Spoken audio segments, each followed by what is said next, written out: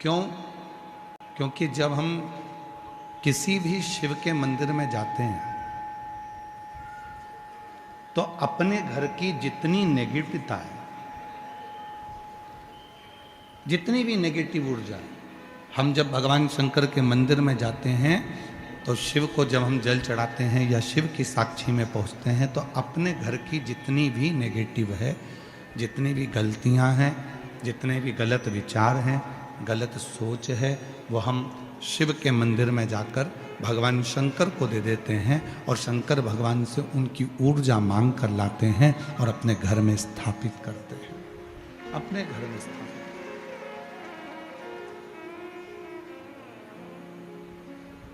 केवल भगवान शंकर के मंदिर में जाकर शिवलिंग की साक्षी में भी अगर हम खड़े हो जाते हैं, भगवान शंकर के मंदिर में जाकर शिवलिंग की साक्षी में भी अगर हम हैं, और कितना सुंदर कहा है, स्कंद पुराण में वर्णन मिलता है काशी खंड में। स्कंद पुराण का काशी खंड कहता है जहां शंकर भगवान का शिवलिंग विराजमान होता है, वहां से 100 हाथ की नपती कर लो। जैसे तुम्हारे घर में अगर शिवलिंग है, तुम्हारे घर के मंदिर में शंकर भगवान का शिवलिंग है, तो 100 हाथ की नपती कर लो।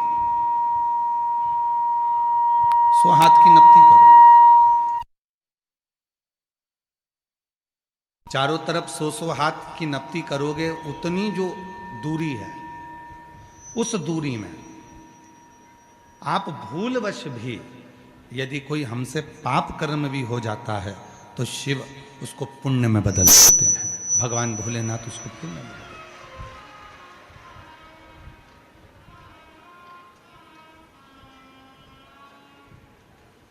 रामचरितमानस किस किसने सुनी है? हाथ उठाओ जरा, जिन्होंने रामायण सुन रखी है। चलिए रखिए। श्रीमद् भागवत कथा किस किसने सुनी है? प्रणाम, रखिए। दोनों कथाओं को देखिए, दोनों कथाओं का स्मरण करिए। भगवान श्री राम जी महाराज का प्रागट्य होता है माता कौशल्या जी के गर्भ से। समय आने पर भगवान शंकर राम जी का दर्शन करने के लिए आते हैं। सुनिए ना कथा सबने, जम के तो बोलो जरा, ठीक है। अब जो रामचरितमानस में हुआ कि भगवान राम जी का प्रागट्य हुआ और भगवान भोलेनाथ, भगवान शिव राम जी का दर्शन करने के लिए राम जी के दरवाजे पर, राम जी के द्वार पर, कौशल्या जी के दरवाजे पर गए दर्शन के लिए। और कौशल्या माता ने राम जी के स्वरूप का दर्शन भगवान शंकर जी को कराया।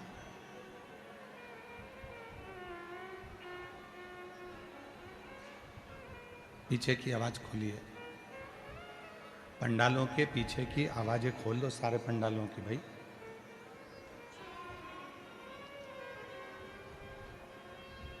कौशल्या जी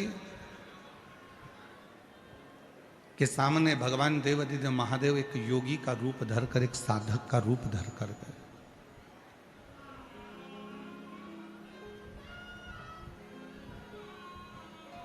वो कहते हैं ना, रघुनंदन के दर्शन को आए हैं त्रिपुरारी, मस्तक पर गंगा सोहे हाथ में डमरूधारी।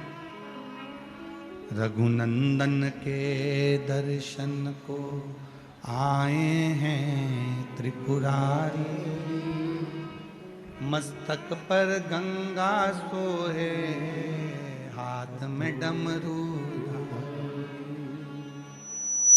अलख जगाए आवाज लगाए, रघुनाथ का दर्शन करवा दो।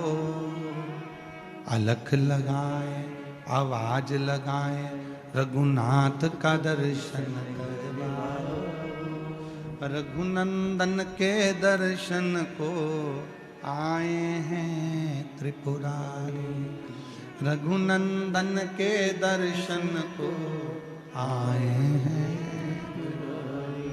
आवाज लगा रहे हैं, राम जी का दर्शन करा दीजिए। मैंने सुना है इस घर में दशरथ जी के महल में कोई बालक का जन्म हुआ है और वो बालक बड़ा सुंदर है। अंदर से एक सखी ने आवाज लगाकर कहा दासी ने कि बाबा तुम इतने बड़े संत होकर बच्चे के सुंदरता पर मोहित हो रहे।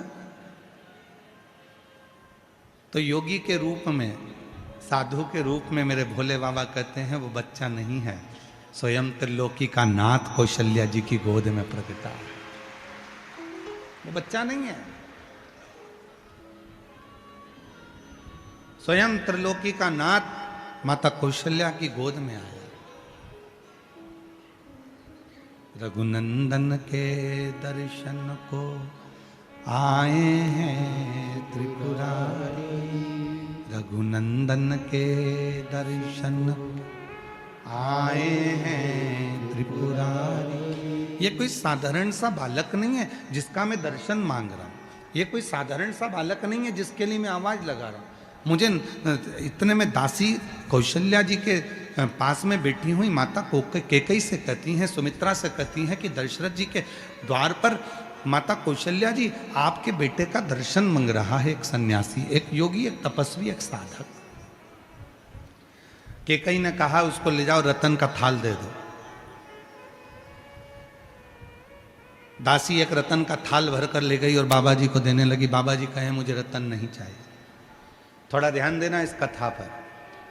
कई लोग कह देते हैं शंकर भगवान को इतना दूध चढ़ाना पड़ेगा 108 लीटर, कोई कहता है शंकर जी के मंदिर को सोने से जड़वाना पड़ेगा, कोई कहता है भगवान शंकर को चांदी की जलाधारी लगाना पड़ेगी, कोई कहता है भगवान शंकर को चांदी का कपाट लगाना पड़ेगा, कोई कहता है भगवान शंकर को चांदी का कलश चाहिए, कोई कहता है भगवान शंकर को चांदी की थाली चाहिए, कोई कहता है भगवान शंकर को चांदी का कटोरा चाहिए। श्री शिव महापुराण की कथा कहती है मेरे भोले बाबा को ना सोना चाहिए ना चांदी चाहिए, मेरे भोले बाबा को तो तुम्हारा दिल चाहिए। जो दे सकता है वो शिव के पास। शिव को तुम्हारे धन से या तुम्हारी संपदा से या तुम्हारे वैभव से मतलब नहीं है।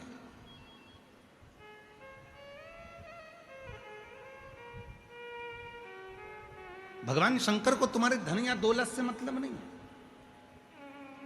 भगवान शंकर को तुम्हारे संपदा से मतलब नहीं है।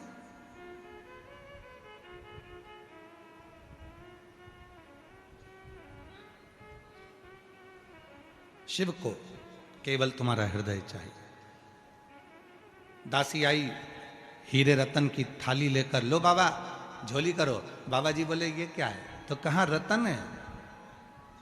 शिव जी ने कहा वापिस ले जाओ, केवल दर्शन चाहिए, रतन नहीं।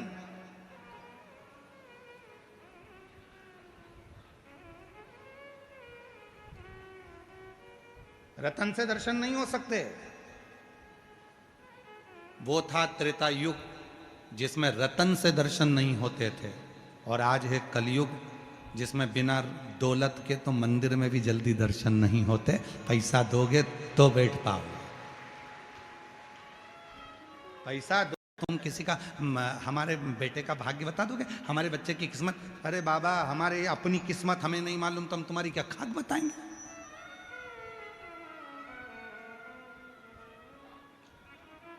अगली घड़ी अगला पल क्या होने वाला है किसको मालूम?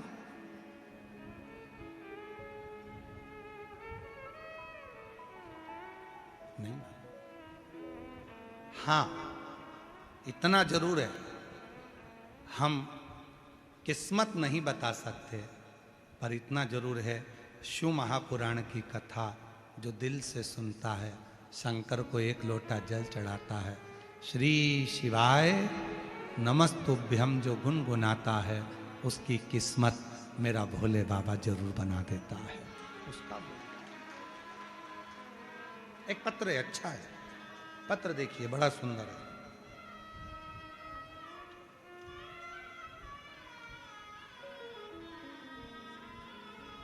बता दक्ष प्रजापति तुझे क्या चाहिए? दक्ष प्रजापति कहते हैं कि मेरे घर में एक बेटी का और जन्म हो जाए, और वो बेटी कोई दूसरी नहीं चाहिए। दक्ष प्रजापति कहते तुम मेरे घर में बेटी बनकर आओ, तुम मेरे घर में बेटी बनकर आओ। माँ जगत जननी दुर्गा भवानी ने हंसा, मुस्कुराई माँ आद्य शक्ति और हंसकर बोली, रे दक्ष प्रजापति, मैं तेरे घर में बेटी बनकर आ भी जाऊंगी तो तू मुझे समझ नहीं सकता है, तू मुझे समझेगा नहीं, तू मुझे जानेगा नहीं। क्यों? क्योंकि मैं जिस जगह पर अहंकार रहता है वहां टिकती नहीं हूं और अहंकार के बस होकर मैं रह नहीं सकती। शिव को अभी अभिमान पसंद नहीं है और मुझे भी अभिमान पसंद नहीं,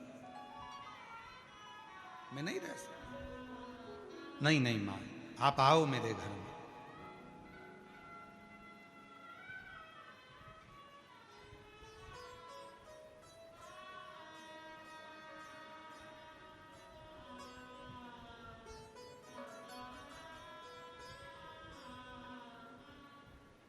आई मां जगत जननी,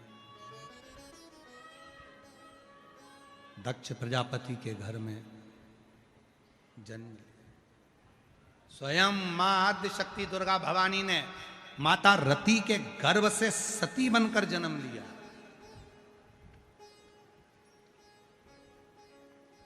माता प्रसूति के गर्भ से स्वयं सती बनकर जन्म लिया और मां प्रसूति के गर्भ से जब सती बनकर जन्म लिया, ये कोई साधारण नहीं है।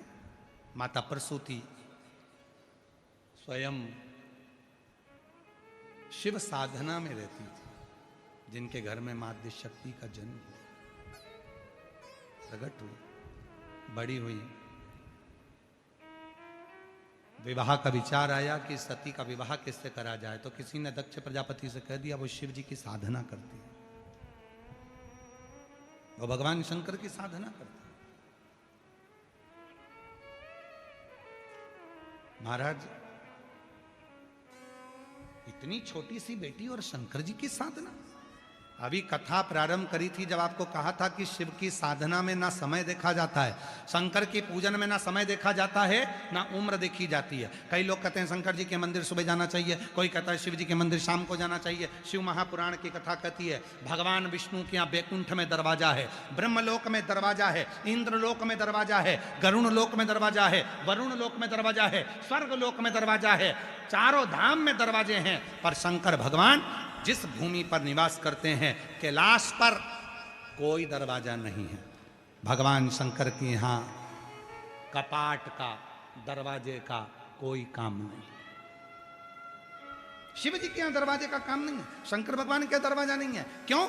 किसी ने पूछा, दो जगह पर दरवाजा नहीं होता, एक मेरी मां जगत जननी दुर्गा के यहां, एक मेरी मां आद्य शक्ति के यहां और एक शिव के यहां। तो किसी ने पूछा कि तुम्हारे यहां दरवाजा नहीं है, शंकर जी के यहां दरवाजा नहीं है, मां अंबा के यहां दरवाजा नहीं है, जगत जननी दुर्गा के यहां दरवाजा नहीं।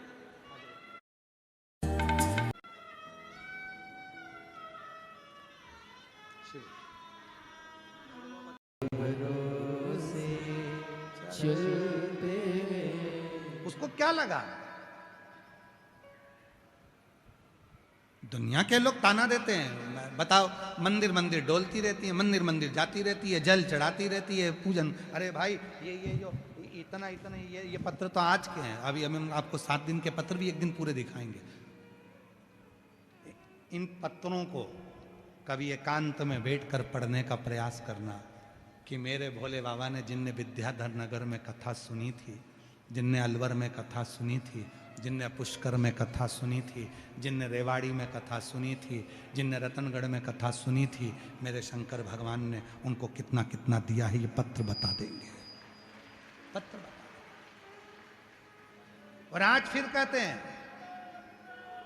जयपुर की पवित्र धरा पर आप जितने भी शिव भक्त इस पवित्र कथा को इन पंडालों में बैठकर जो श्रवण कर रहे हैं, आज फिर कथा के पंडाल में कहते हैं दिल से जो कथा को श्रवण कर रहे हैं, मेरा बाबा तुमको क्या देगा ये तुमको बाद में मालूम पड़ेगा।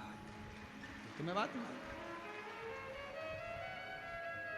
शिव क्या देंगे, भगवान ओघड़दानी तुम्हें क्या प्रदान करेंगे ये तुम्हें बाद मालूम पड़ेगा। शिव शिव है, शंकर शंकर है। और लगी होड़, उच्च श्रवा भी चला हमारे बीच में। जय जय श्री राधे। सभी भक्तों को हर हर महादेव। बड़े ही हर्ष का विषय है हमारे बीच में भगवान के अनंत भक्त